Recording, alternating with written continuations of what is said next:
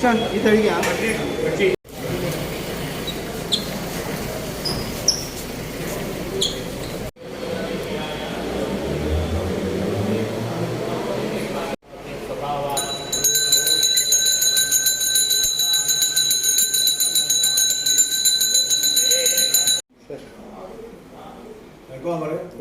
First class.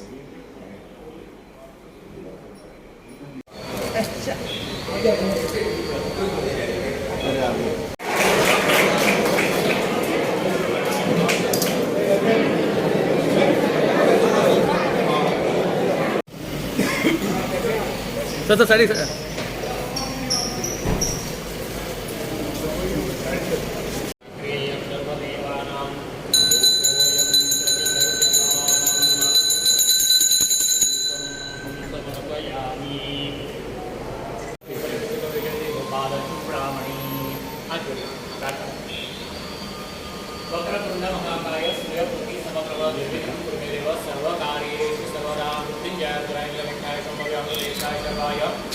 महादेवाय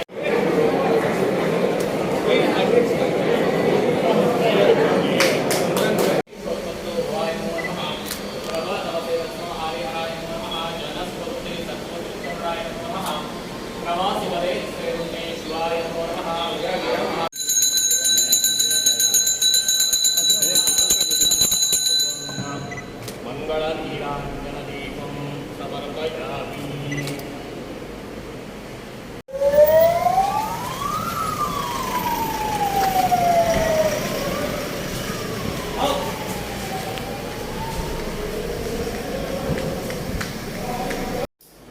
sir कसे आहात? बरं आहे सर दुर्गेश पाटील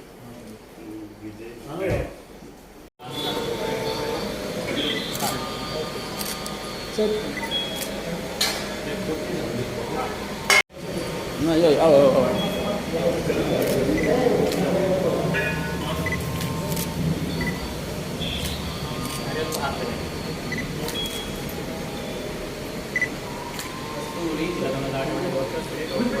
वेंची सुदेश संदेश पुतीगावकर चेतन कामत यांनी सगळ्यांनी बसका घेऊची। नहीं कमा सकता एक टैक्सी वाला, इतना भी पैसा नहीं कमाता। ये माफिया कैसे हो गए? माफिया कौन है? माफिया पॉलिटिशियन है। माफिया वो लोग हैं जो सड़क के ठेके के अंदर 100 करोड़ रुपए कमाते हैं। माफिया वो लोग हैं जो वेंटिलेटर गड़बड़ करके लोगों की ऑक्सीजन कमी करके लोगों की जान लेते हैं। वो पॉलिटिशियन माफिया है। माफिया टैक्सी और ऑटो वाले नहीं है। टैक्सी और ऑटो वालों के लिए तो जबरदस्ती ऐसा सिस्टम बनाया है इन पॉलिटिशियंस ने कि एक टैक्सी वाला, एक ऑटो वाला, उसे पुलिस को पैसे देने पड़ते हैं, उसे ट्रांसपोर्ट डिपार्टमेंट को पैसे देने पड़ते हैं, उसे 10 अफसरों को पैसे देने पड़ते हैं। अगर वो थोड़ी बहुत ओवर चार्जिंग ना करे तो उसका काम नहीं चलता। जब तक इस सिस्टम को नहीं बदला जाएगा तब तक हर ऑटो वाला चाहता है मैं ईमानदारी से काम करूं, हर टैक्सी वाला चाहता है मैं ईमानदारी से काम करूं, लेकिन पूरा का पूरा सिस्टम इन पॉलिटिशियन ने ऐसा बनाया है कि एक ऑटो और टैक्सी वाला कुछ ना कुछ ओवर चार्जिंग करने के लिए मजबूर होता है। तो मैंने दिल्ली के ऑटो वालों को और टैक्सी वालों को साथ लिया। आज दिल्ली के अंदर आम आदमी पार्टी की सरकार जो बनी है उसका 70% क्रेडिट में ऑटो टैक्सी वालों को देता हूं। उन्होंने हमारा साथ दिया, इसीलिए दिल्ली के अंदर हमारी सरकार है। सबसे पहली चीज,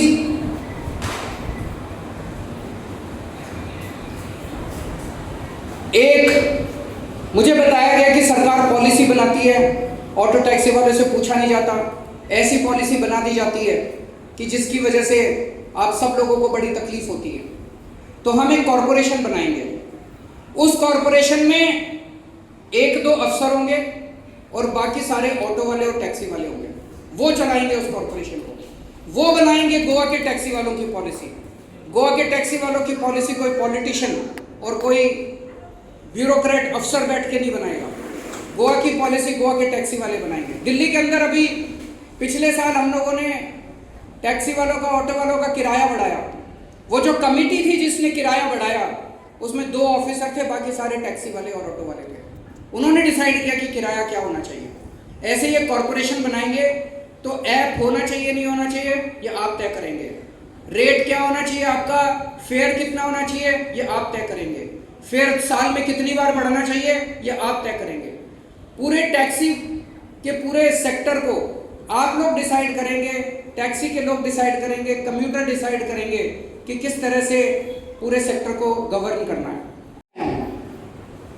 कल जब मैंने आपके टैक्सी के भाइयों से मुलाकात की तो उन्होंने भी वो इशारे कि हमें माफिया बोला जाता है, हमें सारा सिस्टम हमारे पीछे पड़ा रहता है। तो मैं आपके बीच में आपसे रिश्ता बनाने के लिए आया हूं। आज मैं आपके बीच में आपका एक छोटा भाई बन के आया हूं। आपसे पूछना चाहता हूं, भाई बनाएंगे मुझे?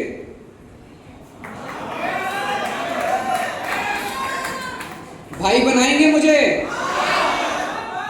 आपका भाई बनने के लिए आया हूं। मिलके लड़ाई लड़ेंगे। गोवा की जनता से मैं अपील करना चाहता हूं कि आप इन ऑटो और टैक्सी वालों को अगर माफिया बोलते हैं तो पूरे सिस्टम को समझने की कोशिश कीजिए। माफिया वो पॉलिटिशियन है जिन्होंने गोवा को लूटा है, माइंस को लूटा है। माइनिंग लूटते हैं ये लोग, अस्पतालों में लूटते हैं ये लोग, हर चीज लूटते हैं। गोवा का सारा पैसा लूट लिया इन लोगों ने। ये ऑटो टैक्सी वाले माफिया नहीं है, ये लोग तो बेचारे विक्टिम हैं। इन लोगों को तो, इनका तो खून चूसते हैं ये पॉलिटिशियंस। हम मिलकर लड़ेंगे इस लड़ाई को। मेरे को 3-4 चीजें इन्होंने बताई, तो 4 चीजों की आज मैं मोटे मोटे तौर पे, किसी टैक्सी वाले का एक्सीडेंट हो जाता है, उसके इलाज का पूरा खर्चा गोवा सरकार देगी। उसका फ्री में इलाज करवाया जाएगा, उसके इलाज का पूरा खर्चा गोवा सरकार देगी। जैसे दिल्ली के अंदर हमने पूरा सिस्टम फेसलेस कर दिया, आपको ट्रांसपोर्ट डिपार्टमेंट में आरटीओ दफ्तर में जाने की जरूरत नहीं है। वही दिल्ली वाला सिस्टम गोवा में भी लागू करेंगे। केवल फिटनेस के लिए आपको साल में एक बार गाड़ी लेके जानी पड़ेगी, नहीं तो आपको आरटीओ दफ्तर जाने की जरूरत नहीं है। सारे सिस्टम को ठीक करेंगे ताकि आपको किसी को रिश्वत ना देनी पड़े, आपको किसी पुलिस वाले को, किसी ट्रांसपोर्ट वाले को, किसी भी अफसर को रिश्वत देने की जरूरत नहीं पड़नी चाहिए। सारे रूल्स और सारा सिस्टम हम ठीक करेंगे। और एक मुझे बताया गया कि अभी एक हाई कोर्ट का ऑर्डर आया है, वो ऑर्डर जो है वो गड़बड़ है। गोवा सरकार ने हाई कोर्ट के अंदर टैक्सी वालों का पक्ष नहीं रखा, इसलिए वो ऑर्डर आप लोगों के खिलाफ आ गया। ऑल इंडिया टूरिस्ट परमिट का जो मीटर वाला ऑर्डर है, उसको कल आपके टैक्सी के लोगों के साथ बैठ के बातचीत हुई। अमित जी यहाँ पे आए हैं, नहीं, अमित हमारे पार्टी में है, वो अमित जी ने जिम्मेदारी ली है, ये आपके गोवा के बहुत बड़े एडवोकेट हैं। तो उस हाई कोर्ट के ऑर्डर को हम सुप्रीम कोर्ट में चैलेंज करेंगे। मुझे उम्मीद है अगले हफ्ते तक हम लोग सुप्रीम कोर्ट में इस ऑर्डर को चैलेंज कर देंगे और सुप्रीम कोर्ट में आपको अच्छा बड़ा वकील देंगे।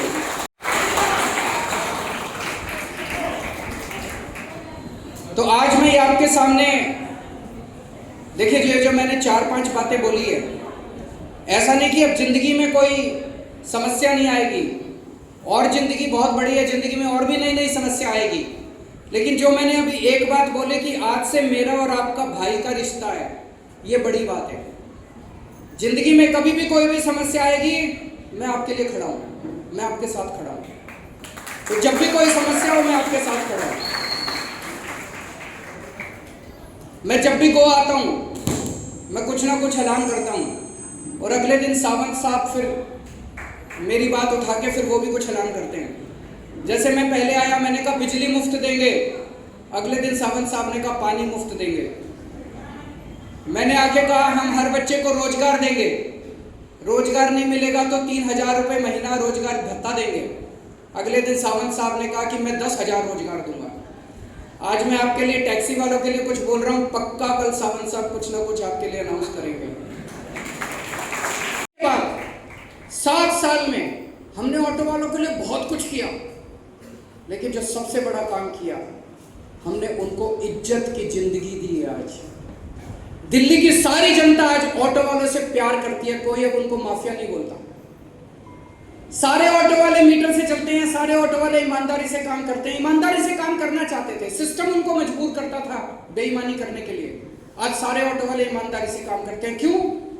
जितने कानून के अंदर गड़बड़ियां थी, जिसकी वजह से पुलिस वाले, ट्रांसपोर्ट वाले पैसे लेते थे, हमने सारे कानून बदल दिए। हमने उनके फेयर बढ़ा दिए, किराया बढ़ा दिया कि वो ईमानदारी से काम कर सके। हमने उनका आरटीओ दफ्तर उनको जाना पड़ता था, हमने पूरा सिस्टम फेसलेस कर दिया। अब सब कुछ ऑनलाइन होता है। किसी भी ऑटो वाले को केवल फिटनेस के लिए जाना पड़ता है, अपना ऑटो लेके टैक्सी लेके फिटनेस के लिए एक बार जाना पड़ता है, और कोई काम कराने के लिए आपको किसी दफ्तर जाने की जरूरत नहीं है। सारा का सारा काम हमने ऑनलाइन कर दिया।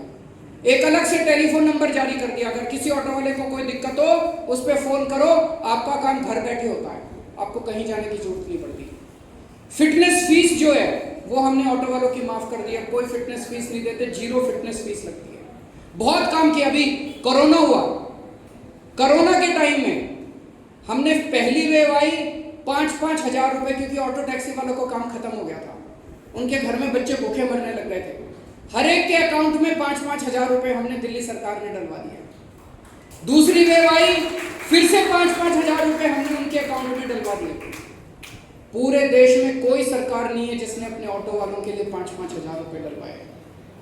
मैं समझता हूं पूरे देश में अकेला पॉलिटिशियन हूं जो ऑटो वालों को अपना भाई मानता है, टैक्सी वालों को अपना भाई मानता है। दिल्ली के ऑटो वालों को इज्जत दी है हम लोगों ने। ऐसे तो मैंने सारे ऑटो टैक्सी वालों को कहा, आपकी लड़ाई मैं लड़ूंगा, मेरी सरकार बनवा दो, और सरकार बनने के बाद आपका सारा सिस्टम मैं ठीक कर दूंगा। सारे दिल्ली के ऑटो वालों ने मिलके अपने अपने ऑटो के पीछे हमारा पोस्टर चिपका लिया फ्री में। उस पोस्टर पे मेरी फोटो थी और उस पे लिखा हुआ था, इस बार चलेगी झाड़ू। पूरी दिल्ली के अंदर ऑटो घूमते थे, इससे अच्छा प्रचार नहीं हो सकता। और हर ऑटो वाला जो भी पैसेंजर सीट पे बैठता था उसको बोलता था, सर इस बार केजरीवाल को वोट देना, केजरीवाल अच्छा आदमी है, ईमानदार आदमी है। उन्होंने इतना प्रचार किया, ऑटो वालों ने घूम घूम के पूरी दिल्ली में इतना प्रचार किया, हमारी सरकार बन गई। आज मैं ईमानदारी के साथ बोल रहा हूं, 70% क्रेडिट जो दिल्ली में हमारी सरकार बनी वो ऑटो और टैक्सी वालों की वजह से बनी है, नहीं तो मुझे लगता है हमारी सरकार नहीं बन सकती। आप लोग बढ़िया। अभी 1-2 दिन पहले आप में से कुछ टैक्सी ड्राइवर दिल्ली आए थे। दिल्ली आकर उन्होंने हमारे स्कूल देखे, अस्पताल देखे, उन्होंने वहां के ऑटो टैक्सी वालों से बात की। गोवा के टैक्सी वाले दिल्ली आए थे, उन्होंने वहां के टैक्सी वालों से, ऑटो वालों से भी बात की। फिर वो मुझसे मिलने आए, मैं उनसे मिला, मेरे घर पे आए थे मिलने के लिए। कल जब मैं गोवा आया तो फिर उनसे दोबारा मुलाकात हुई। मुझे दिल्ली के अपने पुराने दिन याद आ गए, जब दिल्ली में हम ऑटो वालों के साथ, दिल्ली के ऑटो वालों के साथ, टैक्सी वालों के साथ मिलकर लड़ाई लड़ा करते थे। गोवा के टैक्सी वालों ने बताया मुझे कि सर हमें यहाँ पे पॉलिटिशियन लोग टैक्सी माफिया बोलते हैं, हमारे को इंसल्ट किया जाता है, हमारे से बिना पूछे पॉलिसीज बना दी जाती हैं, हमारी ढेर सारी समस्याएं, हमारी कोई सुनवाई नहीं है सिस्टम के अंदर। ऐसे ही आज से 7 साल पहले दिल्ली में जब आम आदमी पार्टी की सरकार नहीं बनी थी, दिल्ली के ऑटो और टैक्सी वालों का भी यही हाल था। दिल्ली के ऑटो और टैक्सी वालों को भी बोलते थे ऑटो माफिया आई है, टैक्सी माफिया आई है। कोई उनके साथ, कोई पॉलिटिशियन ऑटो वालों के साथ खड़ा नहीं होना चाहता था, कोई पॉलिटिशियन टैक्सी वालों के साथ खड़ा नहीं होना चाहता था। उनको लगता था जनता नाराज हो जाएगी। एक दिन मैंने टैक्सी वालों की ऐसी मीटिंग बुलाई जैसे आज मैं आपके साथ मीटिंग कर रहा हूं, और उसमें मैंने कहा कि मैं आपकी लड़ाई लड़ूंगा, मैं दिल्ली के ऑटो वालों की लड़ाई लड़ूंगा, मैं दिल्ली के टैक्सी वालों की लड़ाई लड़ूंगा। मैंने दिल्ली की जनता से कहा, मैंने दिल्ली के पॉलिटिशियंस को कहा कि आप इनको माफिया बोलते हो, अगर ये माफिया हैं तो इनके तो बड़े बड़े बंगले होने चाहिए, इनके तो बड़ी बड़ी गाड़ियां होनी चाहिए। ये जितना भी आप कहते हो कि गड़बड़ करते हैं, सारी गड़बड़ करने के बाद भी बेचारा एक झुग्गी के अंदर रहता है, एक छोटा सा अपने परिवार को भी नहीं पाल सकता एक टैक्सी वाला। कांग्रेस भी कुछ ना कुछ ऐलान करेगी, इनके बहकावे में मत आना, ये बहुत झूठे लोग हैं। अभी ऐलान करेंगे क्योंकि चुनाव है, लेकिन केजरीवाल जो बोलता है वो करता है। अपने भाई के ऊपर भरोसा रखना। अब मिलके अपनी सरकार बनानी है कि नहीं बनानी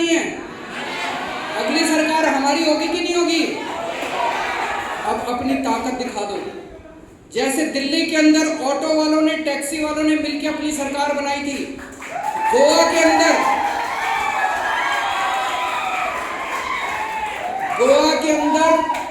25,000 टैक्सी वाले हैं।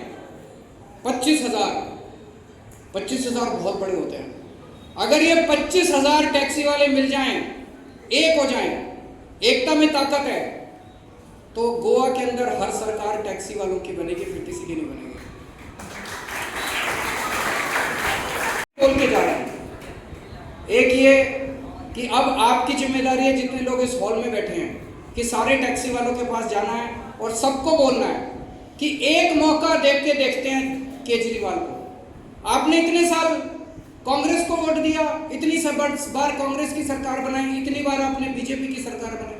एक मौका हमें देके देखिए, जो अगर मैं रिश्ता नहीं निभाऊं आपके साथ तो अगली बार मत देना वोट। और अगर आप फोन करके पूछिए दिल्ली के ऑटो वालों को, टैक्सी वालों को फोन करके पूछिए, अगर दिल्ली के ऑटो वाले, टैक्सी वाले हमारे साथ नहीं है, हमसे खुश नहीं हो, मुझे वोट मत देना।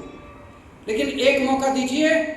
इस बार 25,000 ऑटो की फैमिलीज, सबसे पहली बात, सारी ऑटो की फैमिलीज को झाड़ू के ऊपर वोट डालना। दूसरी बात, जो भी पैसेंजर आपकी टैक्सी में बैठेगा, चाहे गोवा के बाहर का हो, उसको बोलना है कि इस बार आम आदमी पार्टी को वोट देना है, इस बार झाड़ू को वोट देना। उसको मनाना है। आप जब टैक्सी चलाते हो तो आधा घंटा, पौना घंटा पैसेंजर के साथ होता है ना, उसको बैठ के आप बोलते रहना, उसका मन, उसका ब्रेन वॉशिंग करना है। टैक्सी के अंदर बैठ के उसकी ब्रेन वॉशिंग करना है, करेंगे ना। और तीसरी चीज, हर टैक्सी वाली फैमिली को 2 और फैमिली को तैयार करना है वोट देने के लिए।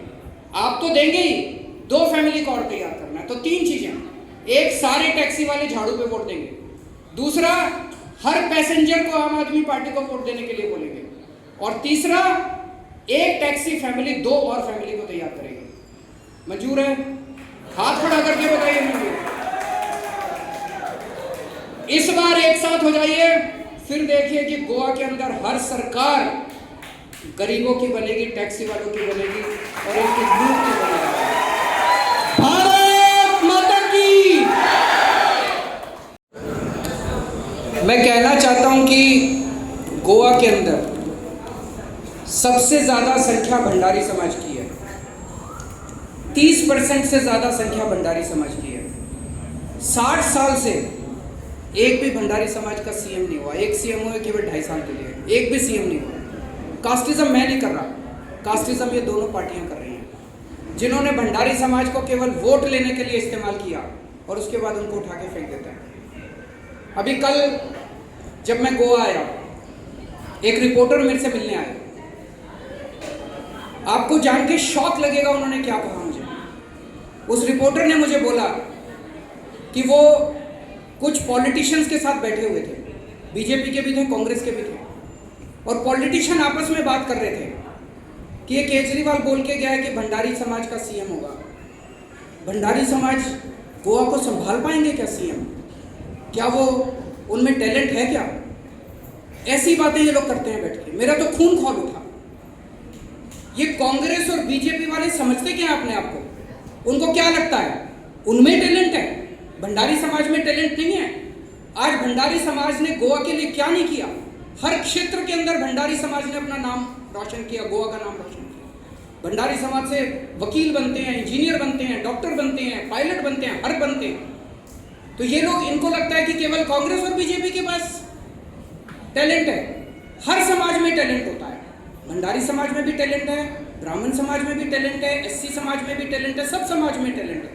तो अगला सीएम भंडारी समाज का होगा, और देखना ऐसा व्यक्ति होगा जो कास्टिज्म नहीं करेगा, सबका भला करेगा, गरीबों का भला करेगा, सारे समाज का भला करेगा, एक किसी कास्ट का भला नहीं करेगा, सभी धर्मों का भला करेगा और पूरे गोवा को आगे लेके जाएगा।